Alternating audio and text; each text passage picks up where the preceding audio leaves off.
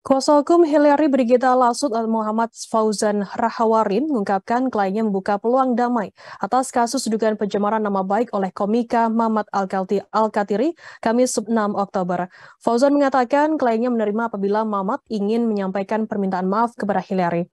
Kasus dugaan pencemaran nama baik tersebut diketahui dilaporkan oleh Hillary Brigita Lasut ke Polda Metro Jaya pada Senin 3 Oktober. Laporan itu terregistrasi dengan nomor LP garing B garing 5054 garing 10 Romawi garing 2002 garing SPKT garing Polda Metro Jaya dan ditandatangani oleh penyidik Direktorat Reserse Kriminal Umum. Fauzan mengatakan Mamat selaku pihak terlapor disebut berkeinginan untuk bertemu dengan pelapor Hillary. Hal itu guna untuk membahas perihal roasting yang dianggap mencemarkan nama baik Hillary.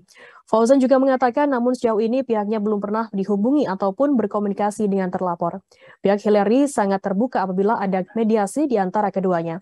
Sebelumnya, Kabid Humas Polda Metro Jaya Kombes Pol Indra Sulpan mengatakan dugaan kasus tersebut terjadi di sebuah acara talk show di kawasan Jakarta Barat. Mamat juga hadir menampilkan stand-up komedi seusai diskusi berlangsung. Komika Mamat kemudian melangsungkan roasting kepada Hillary yang menjadi pembicara dalam diskusi tersebut. Sulpan mengatakan Mamat menggunakan kata-kata kasar dan tidak sopan saat melakukan roasting. Hillary yang tidak ada di lokasi kemudian mengunggah video konten Mamat yang merosting dirinya. Menurut Hillary, kata-kata Mamat sudah termasuk ke dalam perundungan atau verbal harassment. Atas kejadian tersebut, Brigita pun merasa tersinggung dan juga melaporkan Mamat melalui kuasa hukumnya ke Polda Metro Jaya menggunakan pasal 310 Kitab Undang-Undang Hukum Pidana atau KUHP.